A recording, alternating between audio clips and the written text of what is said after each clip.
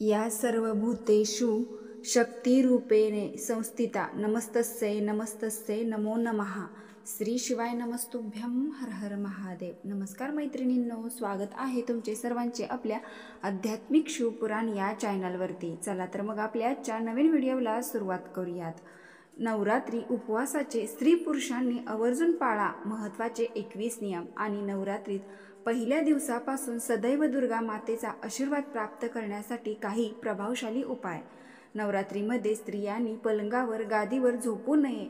नवरात्री उपवासात मासिक पाळी आली असेल तर अखंड दिवा लावावा का नाही? विवाहित महिलांनी नवरात्रीच्या 9व्या तिथीला काय करावे? 3 ऑक्टोबरपासून नवरात्रीला सुरुवात होणार आहे। नवरात्रीच्या दिवशी देवी दुर्गेची पूजा केली जाते। कुलस्वामिनीची कुलधर्म आणि कुलाचार पाळून घटस्थापना केली जाते। या काळात देवीच्या 9 वेगवेगळ्या रूपांची पूजा केली जाते। नवरात्रीची 9 दिवस भाविक देवीची भक्तिभावाने पूजा आराधना करतात। अनेक भाविक 9 दिवस मनोभावे उपवास करतात। चला तर मग जाणून घेऊयात नवरात्रीत उपवास करताना काय काय नियम पाळावेत। नंबर 1, नवरात्रीचे व्रत पाळण्यामागचा भक्तांचा मुख्य उद्देश आदिशक्तीचा आशीर्वाद मिळावा हा असतो। यासाठी सकाळी स्नान करून प्रार्थना करून दिवसाची सुरुवात करावी। तुम्ही मंदिरांना भेट देऊ शकत नाही कारण माता दुर्गा घटस्थापनाच्या साह्याने आपल्या घरामध्ये सूक्ष्म रूपाने वास करत असते, त्यामुळे आपण देवीचे दर्शन घरीच घेऊ शकता।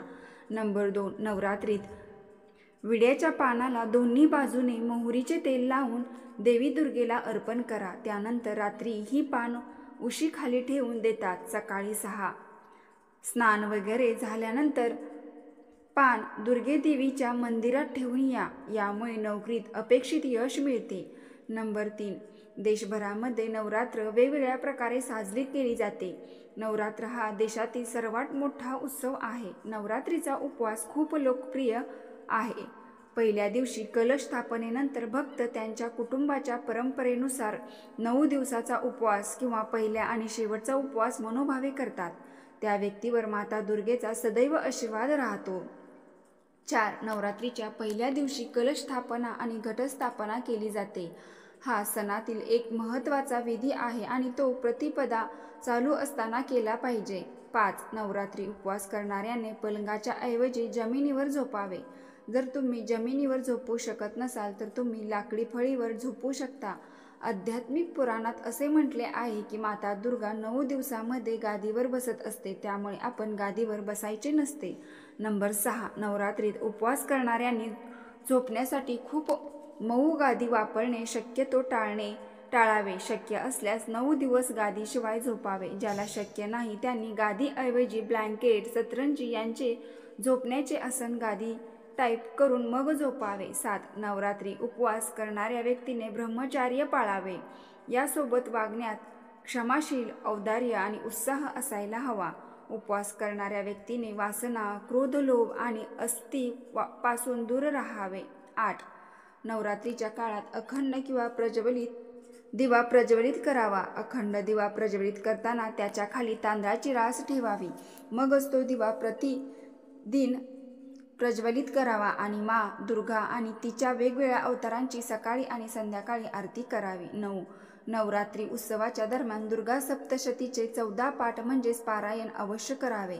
माता दुर्गा सदैव तुमच्या पाठीशी राहून तुमच्या सर्व संकटातून बाहेर काढते आणि मातेची आरती पूजा सकाळी आणि संध्याकाळी जरूर करावी। 10, नवरात्र हा एक शुभ मुहूर्त आहे आणि यावेळी नखे कापणे, मुंडन करण्यास सक्त मनाई आहे। 11, नवरात्रीमध्ये मांसाहार, मद्यपान पदार्थाचे सेवन करू नये कारण ते तामसिक पदार्थाच्या श्रेणीत येतात। 12, नवरात्रीच्या काळात फक्त अन्न आणि सभोवतालची शुद्धता महत्त्वाची नसते तर विचारांचीही शुद्धता तितकीच महत्त्वाची असते। इतरांबद्दल नकारात्मक गोष्टी बोलणे आणि विचार करणे आणि गॉसिप करणे टाळले पाहिजे। 13, नवरात्रीच्या उपवासादरम्यान मासिक पाळी आली असेल तर काही गोष्टी लक्षात ठेवून तुम्ही उपवास पूर्ण करू शकता। जर स्त्रीला पहिल्या ते 4थ्या दिवसापर्यंत मासिक पाळी आली असेल तर कलश पती किंवा भट ब्राह्मणाद्वारे स्थापित केला जाऊ शकतो। 14, मध्यभागी एखाद्या महिलेची मासिक पाळी सुरू झाली तर अशा स्थितीत 4 दिवस पूजा करू नका. 5व्या दिवसापासून महिला पूजेत सहभागी होऊ शकतात. या दरम्यान मासिक पाळी येणाऱ्या महिलांनी आईचे भोग तयार करू नये किंवा पूजास्थळी जाऊ नये. 15. या महिलांनी पूजेच्या कोणत्याही साहित्याला स्पर्श करू नये. जर महिला 5व्या दिवशी मासिक पाळीमध्ये राहिली तर तिने कन्यापूजन किंवा हवन करू नये. या दरम्यान कन्यापूजन आणि हवन कुटुंबातील कोणत्याही सदस्याद्वारे केले जाऊ शकते.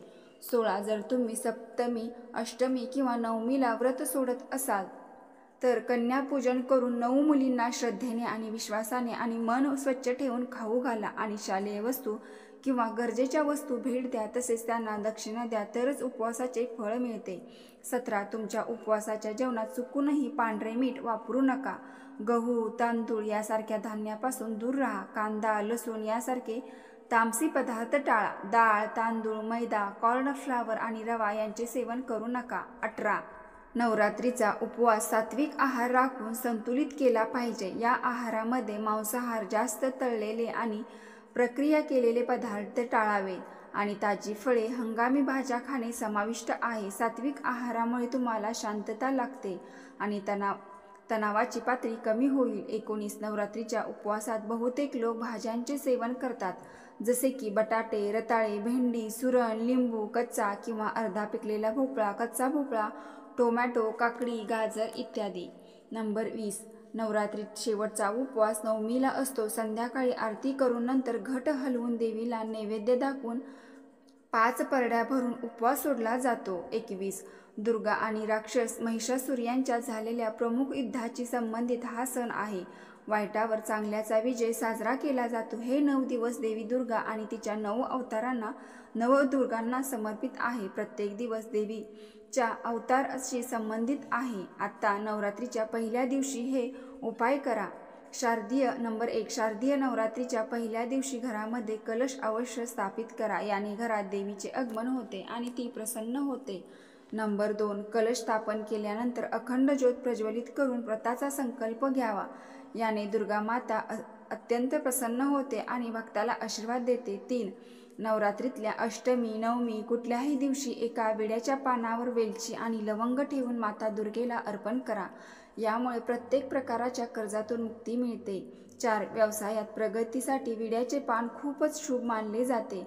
नवरात्रीमध्ये येणाऱ्या शनिवारच्या दिवशी 5-5 विड्याची पाने आणि पिंपळाचे पाने घ्या. ही पानं एका धाग्याने बांधून कामाच्या ठिकाणी पूर्व दिशेला लटकावा. असे मानले जाते की यामुळे व्यवसायातील अडचणी दूर होतात आणि प्रगतीचे मार्ग मोकळे होतात. 5. पारिजातक ही वनस्पती दुर्गादेवीला अतिशय प्रिय आहे. नवरात्रीच्या पहिल्या दिवशी घरात बागेत पारिजातकाचे रोप लावल्याने देवी दुर्गा प्रसन्न होते आणि घरात समृद्धी आणि शांती नांदते. 6. तुमच्या घराच्या बागेत दक्षिण किंवा पश्चिम दिशेला तुळशीचे रोप अवश्य लावा. यामुळे लक्ष्मी आणि दुर्गादेवी या दोघीही प्रसन्न होतात. यामुळे घरातील तिजोरी संपत्तीने भरलेली असते. 7. माता दुर्गेला जास्वंदीचे फूल खूप आवडते. नवरात्रीच्या पहिल्या दिवसापासून जास्वंदीचे फूल अर्पण केल्याने देवी दुर्गा प्रसन्न होते आणि भक्ताला इच्छित फळ प्रदान करते. 8. कुटुंबातील सदस्याची तब्येत सतत बिघडत असेल तर महानवमीच्या दिवशी दुर्गा मातेचे ध्यान करताना आग्नेय दिशेला म्हणजेच आग्नेय कोपऱ्यात तुपाचा दिवा लावा. हा उपाय केल्याने रोगापासून मुक्ती मिळते आणि उत्तम आरोग्याचे वरदान मिळते. याशिवाय हा उपाय तुम्हाला तुमच्या शत्रूवर विजय मिळवून देतो. 8. इच्छा पूर्ण करण्यासाठी हे उपाय करा.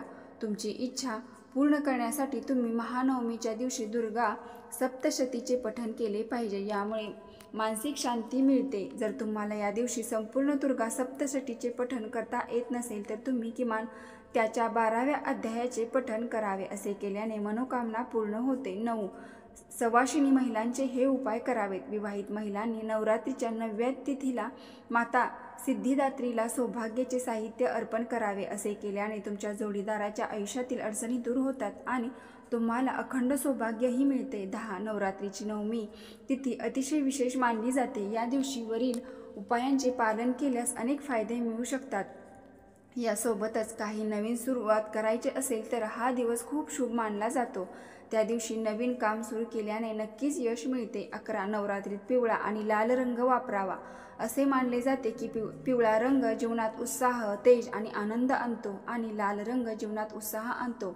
12 धार्मिक पौराणिक कथांमधील महत्त्व आहे. विड्याचे पान जवळजवळ प्रत्येक पूजेमध्ये वापरली जातात. एवढेच नाही तर त्याचा उपयोग शुभ कार्यातही केला जातो. नवरात्रीच्या पूजेमध्ये विड्याच्या पानावर गुलाबाच्या पाकळ्या टाका आणि देवी दुर्गेला अर्पण करा. यामुळे आर्थिक अडचण दूर होते आणि धनप्राप्तीच्या योग जुळून येतात. तर मैत्रिणींनो, व्हिडिओ आवडल्यास व्हिडिओला लाईक करा, कमेंट बॉक्समध्ये जय दुर्गा देवी ओम नमः शिवाय टाईप करा आणि आपल्या चॅनलवर नवीन असाल तर सबस्क्राईब करून शेअर करा. ओम नमः शिवाय, हर हर महादेव. धन्यवाद.